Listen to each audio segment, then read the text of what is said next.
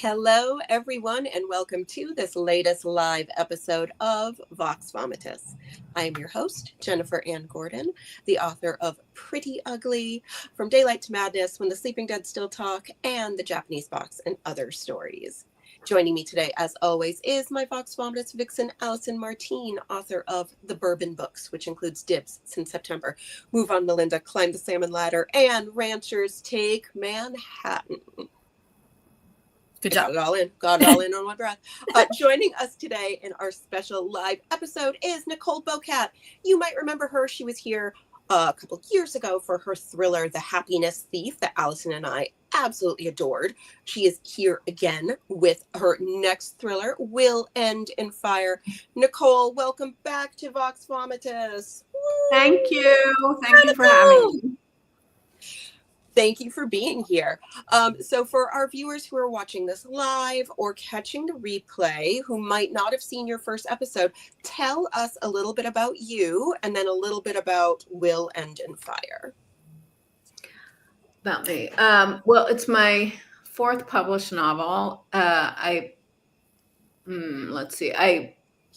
also published a book on Margaret Drabble, which was my graduate school thesis, and I taught for years college, and now I freelance edit and freelance write. And the book is, I guess, like, I want to say it is sort of thriller, but it's also kind of a mixed genre situation with like a lot of psychological stuff about the main character, and a trauma that happens at the beginning, which is not giving away anything, a really bad house fire where her brother is seriously injured. She's young. She's probably my youngest protagonist ever, in her 20s. And her brother is so young. And I have to say, all things considered, she has her shit together much more than I did in my 20s. Why are you holding out that? I know. I was like, should I not say shit during the first few minutes? Nope, I'm going to say it. She has her shit together, at least like mentally in many ways, much more than I did. Like, she is so smart. She has a good job. She is plagued by A, bad luck, and B, post-traumatic stress a little bit. I mean, I would say I could probably relate to her because at that age, I did have my shiz together and then my life fell apart after. So, I mean, this felt semi-autobiographical as far as like things are on track and then things derail really badly. Also, fire. Well, she, at the beginning, has a good job, but because she lives in New York, and New York is so expensive. Yeah, so even a good job is like she has a good job in journalism. Like here. Right. So she does have a good job, and she writes about and edits about mostly environmental climate issues. So as you probably know, journalism is really tough now, and you don't make a lot of money unless you have your columnist, for many years at the Times or the Washington Post. Otherwise, like, you're not making a lot of money as a journalist. So she's living all the way in Washington Heights, which isn't cheap anymore. I mean, since COVID. This was just before COVID, and everything's in 5 years, like, sort of the prices have gone up so much, even in rent, but especially like buying. But so she's splitting it with her best friend from high school. So she does live all the way uptown at the beginning, and, is scraping by, paying things off, paying her student loan, doing, the hard work of being young. I mean, it's always been expensive to be young in the city. It's just harder now than it used to be in terms of now, because like you could live in Brooklyn or you could live in Queens, and now it's like, well, Washington Heights is less expensive than. You're like, I seriously picked this place because it made sense, but now it's like, even in just a few years, the prices don't reflect it. So people are like, remember, this takes place before COVID. Adjust your inflation accordingly. Yeah, exactly. Like she is living at the end of when New York rents were sort of affordable. And they did go down, by the way, during COVID, and you could get a COVID price for rentals. And then like a couple of years later, they came back and said, end of COVID prices, we're doubling the rent.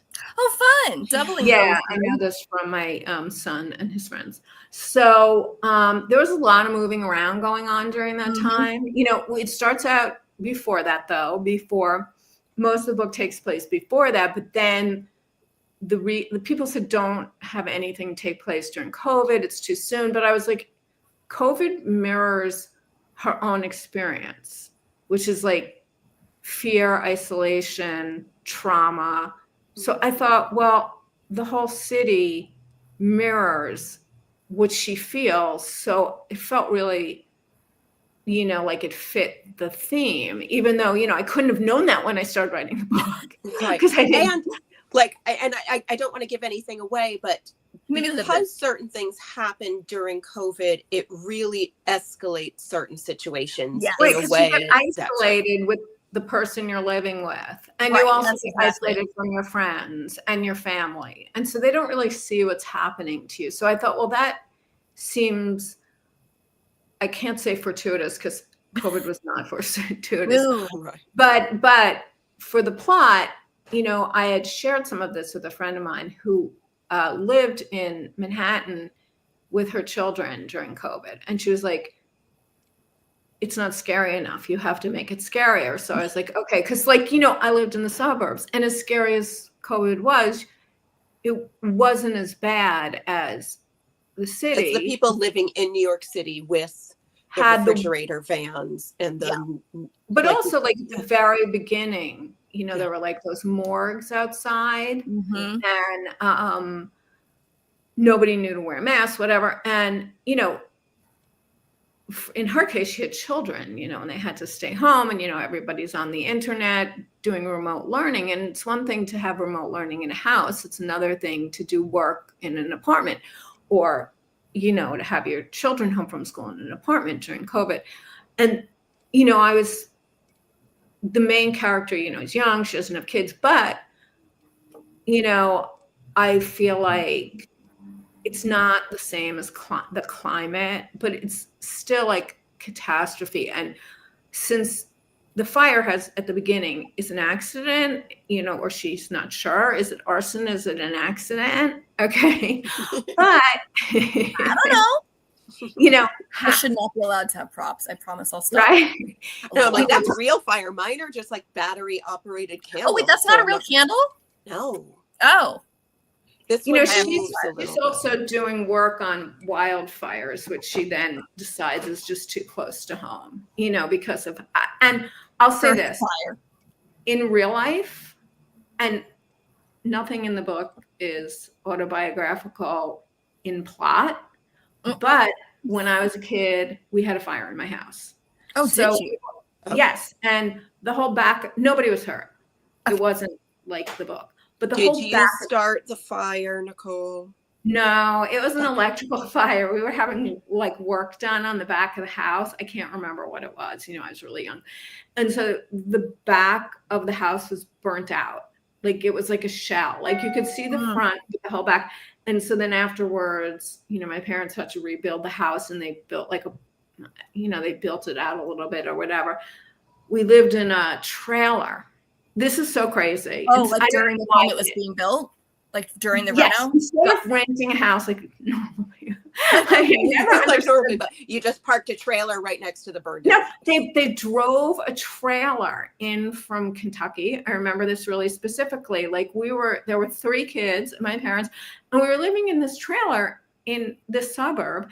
And I always thought, like, why didn't they rent a house? And my mother had said, well, we want to be here while they're doing the work on the house. And I was like, well, how close do we have to be? Like, you know? So for like drive by rather than like in the driveway. 9 months, instead of renting something, we lived in this trailer, which was so claustrophobic, like 3 kids in one room. Right. It was nuts. But my dad was out all the time working. So, you know, I didn't have, nobody was hurt. And so that part is not autobiographical, but the part about like that was very traumatized severely by a fire as a child. Right. Well, I wasn't in the house, but my siblings were, but it's still really traumatic because you come back and it was a Tudor. So like you think, oh, it's sturdier. like it's made out of stucco, whatever, but it still was just completely destroyed. So you come back and you're like, oh, this isn't good. Like this could happen to anyone. And it was so fast, so that part, I had never written about it before. I kind of like forgot about it for years because it's called trauma and you repress it. Yeah. It's like, that's a trauma response, Nicole. That's normal. But of all the traumas, like, I think like the thing was, it was like, I think we just felt we were lucky that no one was hurt. The dog got out. You know what I mean? Like nobody was hurt. We had this like, I don't even know where everybody was in the trailer. I just don't remember. I think I was reading the whole time. Like we had like bunk beds and all I did was read. And that was my way of like not knowing what was going on. This explains so much about not only your inspiration for this book, but you as a writer. Like I will say like the fire thing really, like, it's one of my biggest fears. And many years ago when I was still living in the Midwest, the house I was living in, I woke up in the middle of the night to a knock on the door, and it was the police. And they said, your neighbor's house is on fire. You need to leave. So the person I was living with, I and the dog walked across the street and watched our neighbor's house burn down while like pieces of the fire were like landing on our roof and they're hosing down our roof. And I remember seeing that entire house gone in minutes. It could be like, yeah, we were very lucky because it was the whole back. So like the kitchen was exploded and living room was sort of like charred and tons of stuff was ruined, and some stuff in bedrooms, everything was, smoke filled and all that, but the whole place didn't fall down. Right. You know what I mean? It's like it looked like a diorama of some kind where like, or like a stage set and you go behind the stage set, in theater and it's like, oh, there's no house here, So it's just the facade that's left at this point. Yeah. And so like, I think, that sense of safety gets taken from you, even though like my family just like went on with whatever and we moved back in and I can't, nobody had like smoke alarms that I remember back then. I mean, I think later, but it was just sort of like, after that would have been your son. Right, but we just sort of like moved back in and like, oh, well, we'll get new clothes. I shouldn't laugh, but I feel like this seems like such a New England thing where you I was from Long Island. I wasn't even from New England. Close enough. No. The thing is, okay, this has nothing to do with the book, but we're Jewish and we had a Christmas tree right outside the trailer that we decorated. And this rabbi we were in a very hippie like temple that we belonged to that like met at a church. And he came to visit. And so to me, that was the biggest memory of living in the trailer was, oh my God. The rabbi comes to visit and he sees your Christmas tree. He sees a Christmas tree. I would give anything to read a creative nonfiction memoir piece about that. And I remember like thinking like, who cares? Like, it's a really reform incredibly. We barely ever went, but because we had this trauma happen, he came to check on you guys. Community where like rabbis come to your house. Okay. It wasn't Williamsburg or Crown Heights or something. And so my mother's like, hide the Christmas tree. I'm like, how can we? It's outside. It's outside. It's a tree. It's a tree. It's not like where in the trailer can you hide a Christmas tree? Yeah, it was outside. It was outside. I know, that's why it's like chop it down.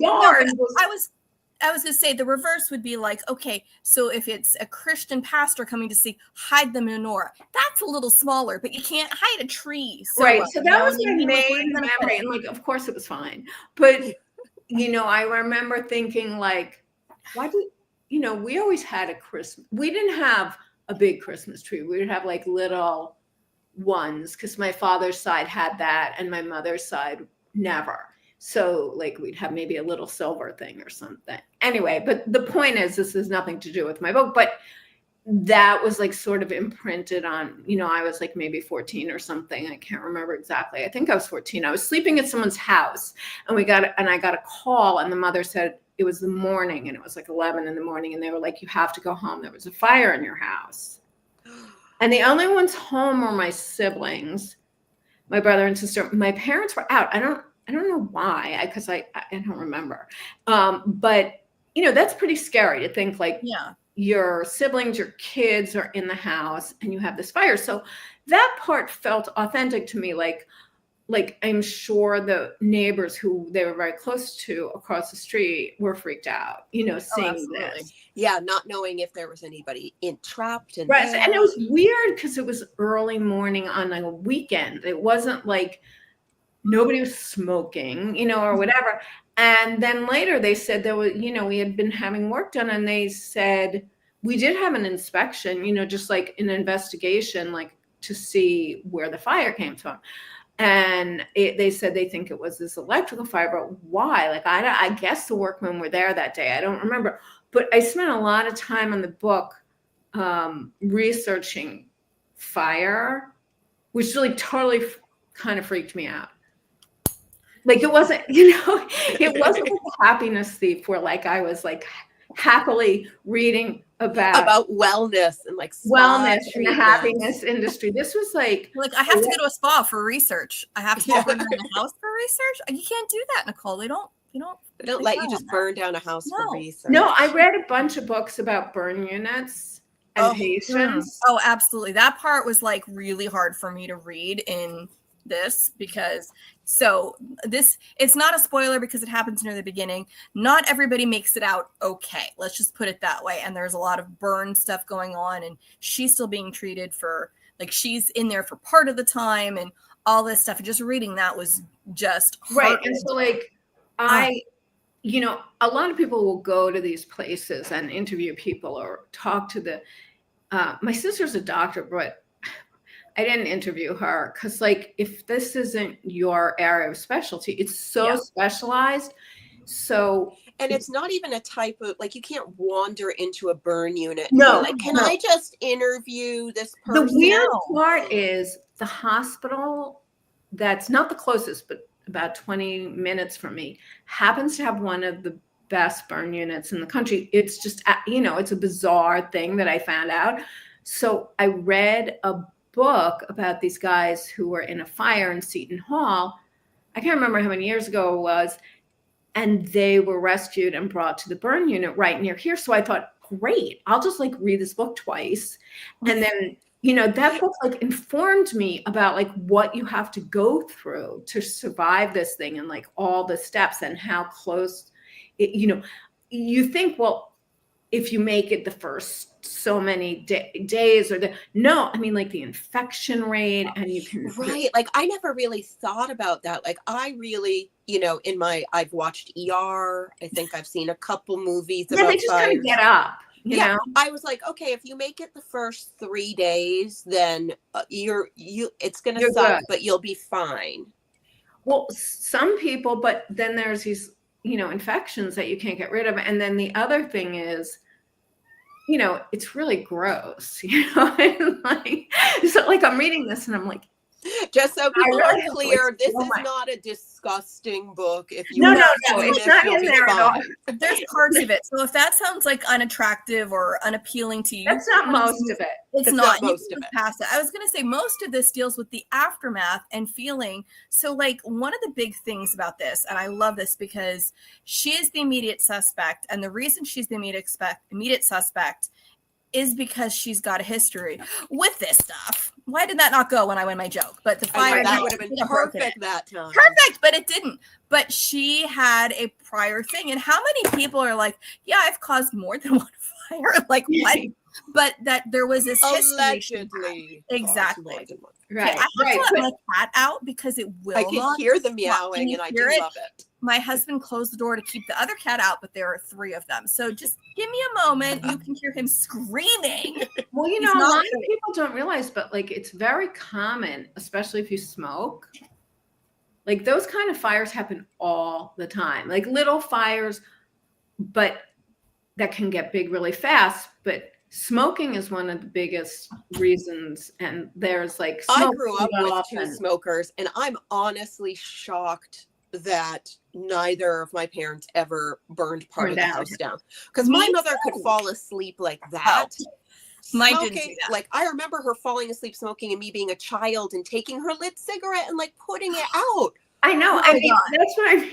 Like, many times. the more I read, the more I was realizing like it's not as uncommon as you think. Like, mine never smoked in the house. Like, mine made a big deal. Like, they only smoked outside. And I think it was after they had kids that they didn't want us growing up smelling it or whatever. And it may have been related to the fact that they figured out I was allergic to smoke, but that was after the people who watched me as a kid had to get rid of their cat because they thought I was allergic to the cat. Sorry, Colleen, I was not allergic to the cat, but that's fine. That's totally fine. But yeah, I mean, the whole idea of what do you do with that lit butt and where does it go? I mean, I think that's also getting back to when she's young, she's fighting over a, getting a, what do you call it, a lighter for cigarettes. So it's not like deliberate, but then she gets a reputation about it. And I think it also, so many people, so many of us have had something happen in high school and you become that girl, that guy, like whatever it is, even if, and she was not at fault, but she becomes the girl who started the fire. Right. And how does that affect her life? She's the girl who started the fire. So of course, when there's another fire, her first instinct in her home, her first instinct is they're going to assume I did this. And did I do this? Right. And also, social media, like, because when we were young, when I was younger, I'm much older than you, there was no like Facebook, Twitter, blah, blah. Well, now there's no Twitter, but you know what I mean? No Instagram, no whatever.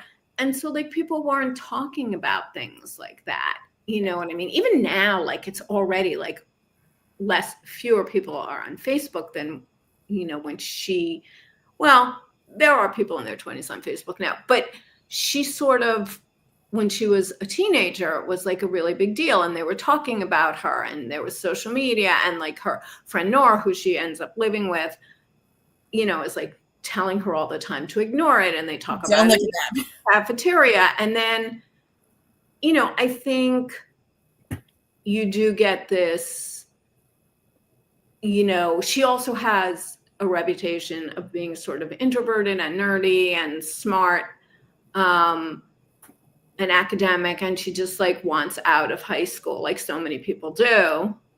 You know what I mean? And like she survived it. And then, oh my God, I'm back in my parents' house. I'm watching my brother who has all these problems, who's in his 20s, and this fire breaks out. Who started it? Was it an accident?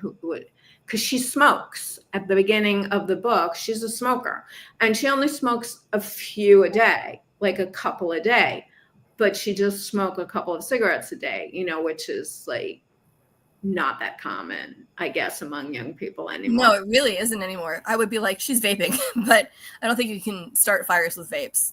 No. And, but, she started in high school and she just sort of, it's just a couple a day, but, that's not great, but so she's very like paranoid about it, because she hasn't really been able to quit. And then, later on, yes. But I guess, the rest of the book is just dealing with who am I?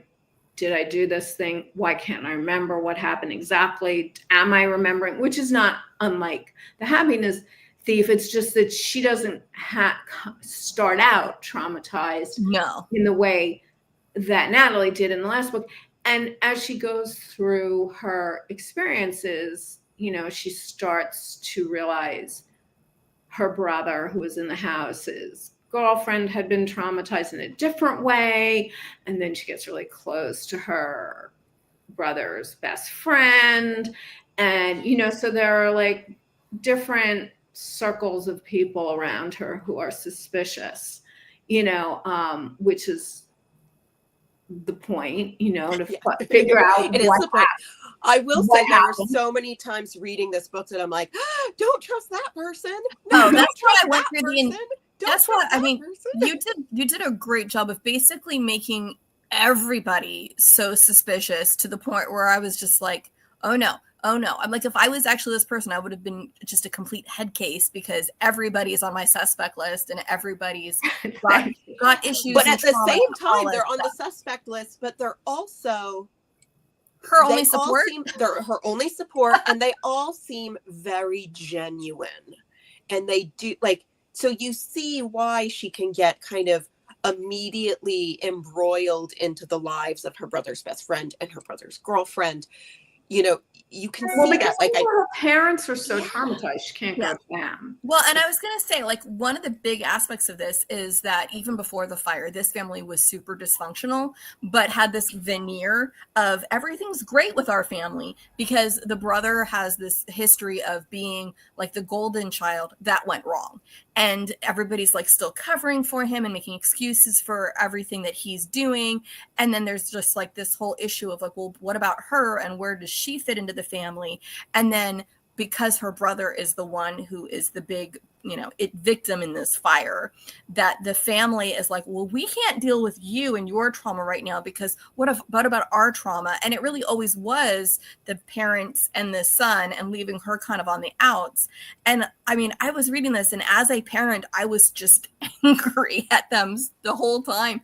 And I mean, I've dealt with things feeling like, my sister and I are very different people and how our parents treated us was very differently, but nothing to that kind of extent where I would just be like, well, especially like, the father's more sympathetic to Ellie than the mother, but,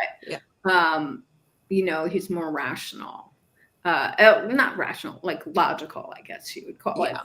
Not that the mother's like irrational crazy, she's like a working mom. But she's a mom, questionable, like, as you wrote her. Mom, very, very concerned, obviously, about the well-being of her child. Like, I get it, and I know I'm an only child, thankfully, but I've known a lot of people in life who've either had like one sibling is sick or one sibling has, and then there's always a dynamic in that family that one sibling feels completely left out.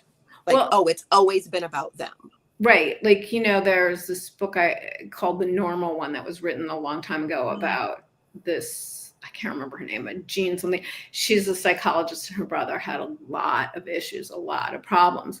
And so like, there hadn't been a lot of studies about siblings and, what happens when one has all these problems and inevitably all the focus is on that person versus the other siblings because, you like in this case, you have to get this kid. I mean, he's not really a kid because he's done with college treatment if they're addicted to drugs. So like now, especially with like opiates and it's so much easier now, especially if you're just out of college, one kid might be able to take, 8, I don't know, like when my son was in college, my younger son, he's like, oh yeah, everyone takes Adderall before tests. I was like, what? Are you taking that? And he's like, no. But it's like everyone. And I thought, okay, well, some kids will be fine. And somebody else's kid will either get addicted or become manic or have like a heart condition. Like not something you can just dabble with, guys. These are not study aids. Same with like opiates or fentanyl now and everything. There's like my son even said this to me. He said, "Oh yeah, you can get your pills." Oh, because I was researching this for the next book I want to write. And there's like pills that are laced with fentanyl in it. Okay. So not this book. And I asked my son something about like, because he takes these things, but because he writes. He's watching this right now, and he's like, "No, did you tell people I do fentanyl?" He writes and now edits a lot of stuff that has to do with science because he's a journalist. And he said, "Oh no, they have these strips, or I don't know what he's talking about. They not strips, but you can detect if like street drugs have fentanyl on them." I'm like, what?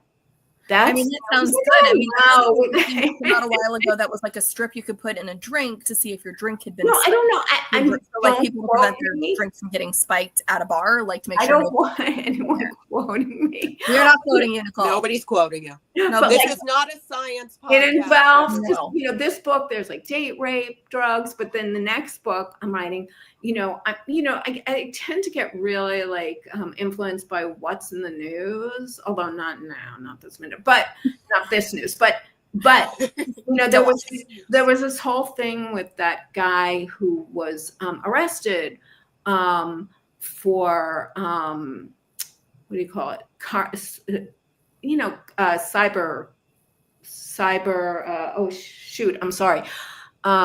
Currency. Like Bitcoin, all that stuff. Yeah. So I was researching that, and then I somehow got into this other thing because I wanted there to be like a combination of it, which isn't in this book, and I was thinking about like, how are all these kids getting these drugs so easily, like on the internet and on the street, and it is in Will End in Fire in one part of the book, and then also just it's so common now that like it's just so scary that they. It's funny because when I go to the pharmacy, they card me just to get my kids' ADHD drugs every time because it's a controlled thing and I can't fill it. Yeah, like you can't buy too much Sudafed, but you can be on the street and scan a barcode that's on a telephone pole, and that brings you to the dark web, and you can order anything that's delivered to you. No, I know what my insurance covers the ADHD med. You can't get Sudafed, it's true, but you have to be so careful now that like for example, the date rape drugs, the ecstasy, whatever. I don't Molly, I don't know what these things are. I'm old, but I did if you buy them from someone you don't know, for example, it may not be with fentanyl. Yeah. And you have to be really, really, really careful. But the kids are like, but that's kind of the thing. And I remember one of my friends is a high school teacher, and she was really angry. And this was years ago, where a kid from their school overdosed on something where it had a mix of stuff. And all the kids were like, oh no, this is so sad because it was this mix. And she's like, the takeaway should be don't be messing with these things because you just don't know. But their takeaway was like, oh, this wasn't a bad drug. It's because it was laced with this other thing. And it's like, right. Maybe don't take it if you have no way of knowing what's in it. And if it's not from a pharmacist that you're getting a real prescription for, or legal Sudafed, maybe don't take it. Just as a thought. Well, like one of the things in this, without giving too much away, Josh, who's the brother's girlfriend, Audrey, goes to a party and thinks that she was drugged when she was drinking this punch, right? And I remember, when I was young, a million years ago, going to a party I transferred, but I went for a year to Northwestern, and they served this like grain alcohol, which like this didn't even have drugs in it. And that is strong. I weighed like grain alcohol, meaning what was in that, Nicole? Do you have any idea? Moonshine. One cup, and I went into a stall in the bathroom, and like I literally thought it looked like the tiles were dancing. Like I mean, and I was because like I didn't really drink, and everyone behind me are squares. It's just right. It's just alcohol, right? So but it was still too much for you. Right. But I was little, and like so that memory made me think. Well, she has this punch. Well, imagine if you mix that and you're a small woman with drugs, you know what I mean? Like compared to a big guy or whatever. And it's worse now than it was when I was young. I guess they could have put pills in a school, dance or whatever it was at a fraternity, but yeah. It wasn't as likely, I mean, people. Here's a stupid question. You can't spike a keg, can you? Because it's like contained. Like I feel like that's pretty safe. No, you can't. But it's having an open drink at a no, don't do that. Open. It was like a keg, Jennifer, straight from the keg. That's would never drink beer. Never. I hate beer, but still. And I will say this also. It's probably too much information, but my dad was a psychiatrist, And so we used to get samples in the mail. And they don't do this That's so anymore. Of like lithium. They don't do this anymore. Lobotomy kits. I'm pretty sure they don't do this anymore. Yeah, I feel like that's a bad idea. And so like I'd get the mail outside, this after the fire, and I'd be like, oh look, Quaaludes. You know what I mean? And like, I would just ignore it. I would just put it with the mail on a pile. It was so normal.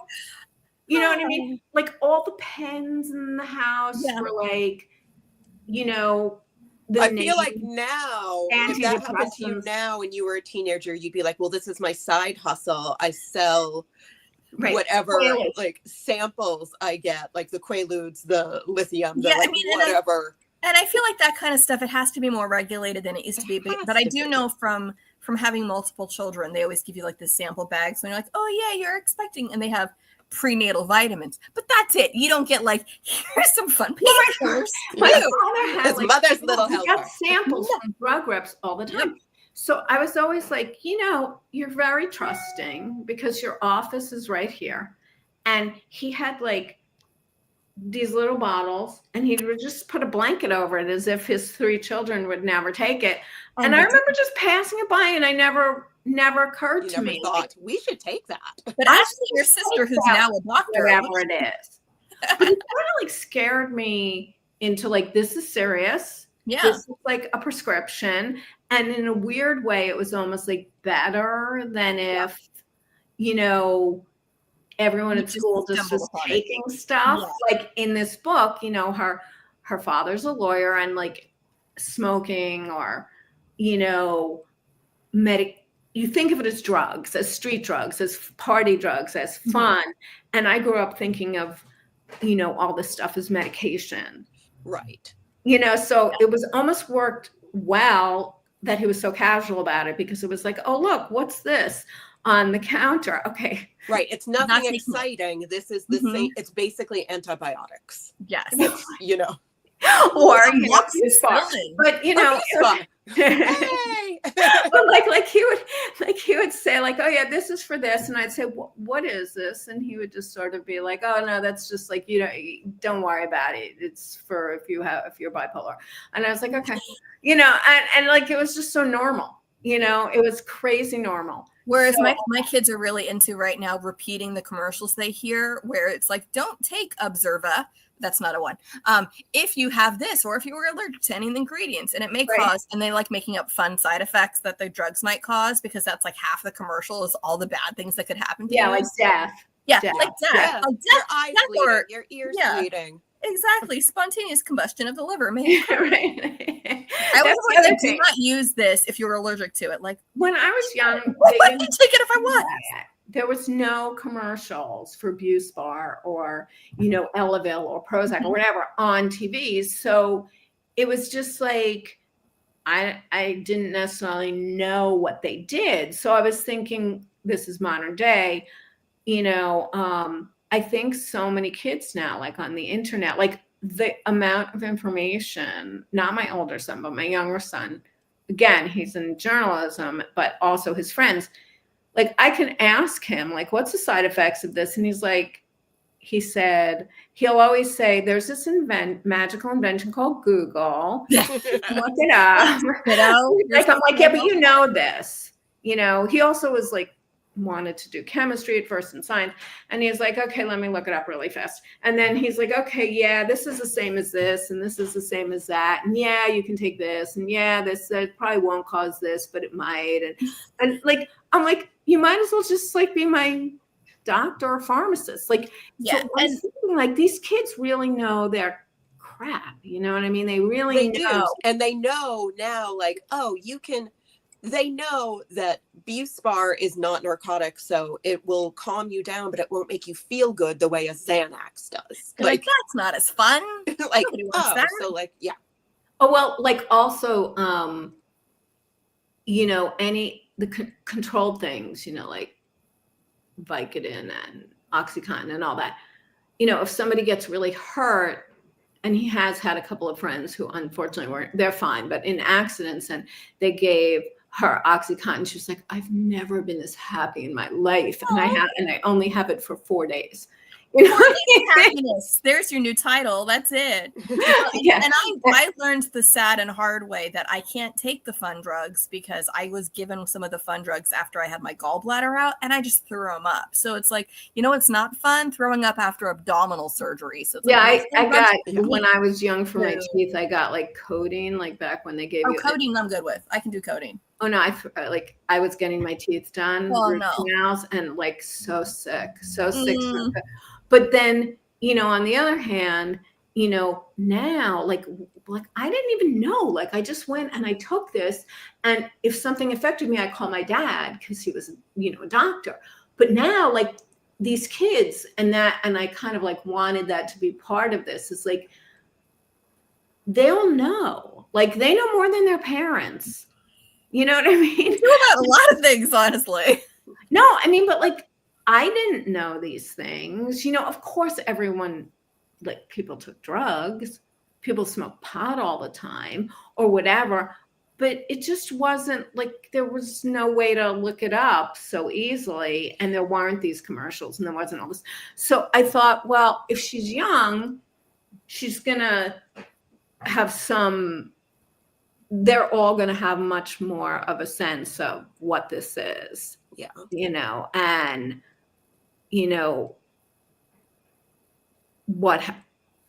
how these things affect you socially.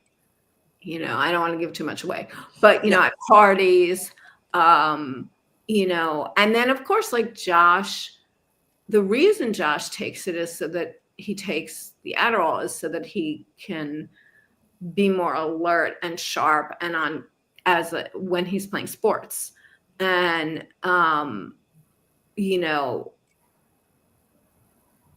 I know a lot of kids take steroids for that, but if you're in school and you have to study. Yeah, I was gonna say, if you're playing a sports, like you're playing sports and then you immediately have to go and take an exam, it's you have to be alert. And so like, I know a lot of kids in school, like that's just like a thing now. Like who thought about ADHD? Nobody knew what that was. Well, and I wonder if they test for those things because so many kids do need to be on them for various reasons. And I know that they're at certain levels, they start testing for things like steroids. And I do remember I had like the weirdest practice one time, like, cause I was a varsity swimmer and I had been sick and I was given some steroids for my lungs. And then I had a swim practice and it was during spring break and it was the best I ever swam. And I kept getting put up to higher and higher lanes and they couldn't imagine, like I was doing so great. As soon as I was done with the steroids, I went back to sucking again. Right. Like, I understand now. This is why people want those. And it's like, unfortunately, the steroids were just so that I could breathe and it wasn't a permanent thing. I was just absolutely. But, but kids now, and when Ellie was in school, because she's a little bit, it's 2019, she was 27. But when she was in school, like people just took, Adderall. I don't know if anyone takes that older drug. I can't even remember. Ritalin. Took it. Like the kids would just pass it. They would just pass it around. But I don't know where they get it because as someone who has to procure it legally for my child, they ask for my license. They get it from other kids at school. They get it from. They be taking it. They don't take it. So here's the thing: a lot of people. I know from experience, remember, I didn't say I had my crap together. Most people who were prescribed Adderall didn't take it and they sold it because it was $5 to $10 a pill. Exactly. And if you snort it, it's legal cocaine. And the other thing is, like, hypothetically, I'm like, for my family watching. You can't test for it. Right now, maybe. I don't know. You can't test for it? Well, you can't give someone a brain scan. And so the kids all know what to say if you go to a doctor to get it, to be able to they just say they have the symptoms even if they don't. Yeah. And they just give it out. It's amazing. You know what I mean? Like, it's like an exam and you know how to ace it. You know how to ace it. So like there's so many people in their 20s and earlier with this I think in high school it's harder. But Is that high what's school running it's out harder because everybody's because- taking it for funsies? And they're in taking high school, it to it's do harder well in school. and to stay up all night and to party and to, That was Well, also if you want to do well and you want to, like, if you're applying to college and you want to get into a good school and you want to do like 700 clubs, and then in school, if you want to take stuff like Josh, you want to do well in school, and you also have to play soccer because you're under a lot of pressure or whatever. Just like some kids drink to fall asleep or whatever, or when I was young, it was mostly smoking pot. And then I don't know what you would do to wake up. I guess just a lot of coffee. Vibrant. I feel like there were like caffeine pills. Right. But also, like, people did do coke, they did cocaine, but these aren't going to have as bad an effect in most cases. Well, and I'm sure there's also there's an idea with the kids that certain things, because they are legal drugs, they're automatically better for you and aren't going to have the long-term side effects. Where cocaine, they kind of go, probably shouldn't mess with that if I want to go to Yale. Like, that's just kind of a thing. Right, exactly. And also, it's so unregulated, whereas like Adderall is just, it's just a pill. I have a quote in one of the short stories I wrote where somebody is snorting Adderall off of a toilet seat, and somebody says, "Is that Coke?" And she says, "No, it's Adderall. It's like Coke, but it's good for you." Oh, diet. So that's one of the things that, even though it is dysfunctional, like, he's such a perfectionist, the brother. He's so trying to do the best he can to get a scholarship, to do really well in sports. And then it's really hard to relax afterwards. So then he needs something to help him relax. But I had friends, like, when I was young, who nobody thought it was addiction. Like, so what? So you smoke pot every night. You know what I mean? Like, personally, no, not a fan. But I knew a lot of people, I knew a lot of people who, like, that's how they relaxed. Oh yeah. And it's the same of like people who drink to fall asleep, Right. So extra coffee in the morning. It's a cycle. It's a cycle. In college. I'm on that cycle. But it's not with that. It's my melatonins. I call them my shut up and go to sleep. And I take my magnesium so my legs don't dance all night, my melatonins. And then in the morning, it's like, now I need the coffee to undo what I did. But otherwise, I just don't sleep. So it's like, well, it's better. And after I used to many, many years ago, took Ambien and then heard all these bad things about Ambien and people doing weird stuff at night and going, I probably shouldn't take the Ambien. No, I think I have it in this book, but where like someone's roommate or, starts to talk about what happened while you're on Ambien, you might start talking about something that you don't want people to know. Ooh, it's like truth serum. Yeah, you did have that because I was like, ooh, is she on Ambien? Well, if you get propanol when you have surgery, because this happened with my husband had outpatient surgery, and I actually did too, but it didn't happen to me. And he just started talking about this stuff in front of the doctor, and I was like, it wasn't anything. But it's random. You're like, what? But it was right now. It was about a bad experience he had as a kid with the doctor.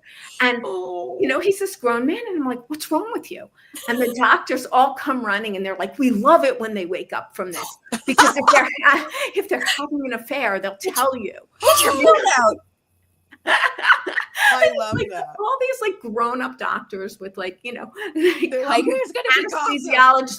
I love to hear. And you get some of that stuff too after, like, I took my dad back from him having a colonoscopy and he was still kind of out of it. And he was really, really insistent on writing down a recipe for me that he thought was really important for blueberry muffins, which he spelled as Burberry muffins, like the store. And I'm like, Dad, are you all right? Like, Dad, you don't make muffins. What is wrong with you? But like, it was hilarious. So I like to say, every so often, do you need some more Burberry muffins? And he's like, shut up. Well, because they send you home, while you're when you're like, because they don't want to keep you for any length of time. So everything's outpatient. Mm-hmm. So people are just like walking around like, like with that Michael Jackson drug, which is like, propanol, which makes you feel really good, but it's like you're completely spacey. Oh, I've and never you had say that. inappropriate things, and it's really weird, and you feel really good. And sometimes they lace it with fentanyl when they do surgery. Like, this is all from my medical family science background. So I thought, well, I can use this stuff that I know, Jennifer, and I want to get Nicole and Simon Stevenson together and let them talk drugs, because Simon is like an actual doctor also, and so he knows all this stuff as well. And I would love to see you guys just talk. I'm not actually a doctor. And I just asked my sister, because she is a doctor, yesterday about something, and she's like, no, you're wrong. That's not actually true. She was nice about it, but I was like, oh my God, I'm like going around giving this advice, and it's not true. This isn't a side effect of You're not a doctor. No, I mean, not of medicine, no. But, growing up in a house where, like, it was very, like, normal discussion. And then, like, my sister and her husband are doctors, so we have a lot of those people walking around talking about stuff, like those doctor people. But actually, they don't really talk the way it used to be. Like, they don't talk about it as much. Like, it was more, I don't know if it's like the laws have changed. I'm going to say it's HIPAA, and we can't tell any of the good stories anymore about these things. And like, that's why they get so excited to just hear the gossip. I heard like really great, like my father would never tell anyone's name or like anything really specific, but like patients used to call the house. So like you could hear like one my half father had an office in the house. Mostly he worked at a hospital, but I thought, hospitals were like a thing. So, there's a lot of this book that takes place in a hospital at the beginning. And I was very familiar with this. It was not scary to me because my mother was a social worker and she worked in a neonatal ward. So like, that was like, sort of like, I would go to the hospital and just go to the cafeteria. And then, my father worked in Queens as in a hospital. And then he worked with disadvantaged kids and, but we did have like a few times instead of his number in his office. I don't know how these people got his number, out of the phone book. I guess that doesn't exist anymore. And they would just call the house asking for him. I'm having a crisis. Like there was no texting. So it's like, okay, what's wrong? Let me write this down. Oh, I'm sorry. Did you get paid for this? Because it sounds like you were working underage at that point. No, he saw probably a early transgender, not early, obviously, but he had a transgender patient, a Holocaust victim, and so like these were like very serious cases. And I was like, well, I'm really sorry. He's at the movies. And, like my parents, it's their date night. Can I take your number down? Nicole, I feel like there's a book in there for you to write. Yes. I need to reach him. My sister was home once. And my parents, who never went away, were like in Italy. And like, I need his number right now. And he's like, well, he's in Italy. And they had like no cell phones yet. So it was the kind of thing where it was like, well, we'll just, talk you down. We'll just. That's not your job. You are unqualified, Nicole. You are unqualified. So, I mean, I think trauma, when I have trauma in the last book and this book, and the last book I had a psychologist. And this book, of course, we have the burn specialist. But I always feel very comfortable with that because, you kind of grew up with it. Oh, yeah. Everyone whose parents did this kind of thing, they would come over for dinner and they'd talk about it. You can't do that now. Nicole, this has been amazing. We could keep going on like this, but we are coming up on an hour. No. Everybody, please make sure to get Nicole's book, It's not about drugs. It's not about drugs. There are drugs. There are drugs, but it's not too gross about burns. It's a mystery. It's a mystery. It's a psychological suspense. It is a lot of things. It's a family drama. Everybody, please check it out. Nicole, thank you so much for being here. Next week, we have David Slayton next Wednesday. David R. Slayton. Okay, really stupid Rogue thing. Community College. Yeah, really stupid thing. I actually reached out to him recently because, like, a lot of authors sometimes use a middle name. I didn't realize David Slayton's name is very close to some other David Slaytons, and I'll talk to him about that then. I'm like, now I know you use that middle initially. It's like, yeah, we get that confused. So I always want to say David R. Slayton, Rogue Community College. I am listening to it now. It is a load of fun. I'm about to start it today. You're going to use the eyeballs, so yes, he gave me a book. So you got eyeball reading. I got ear reading. So that is next week, Rogue Community College. And then the following week, we have Ray Wild with her collection entitled I Do Not Apologize for My Position on Men. And neither do I. Very excited just to say those words especially now. But thank you, everyone. And then later in the month, Allison and I will have our eggnog extravaganza. We don't know exactly when that's going to be. We'll plan it. Will be soon. Yeah, it'll probably be spiked eggnog. We'll figure that out. But not with fentanyl. Just like me. No fentanyl. But anyway, happy Thanksgiving, guys. Happy Thanksgiving.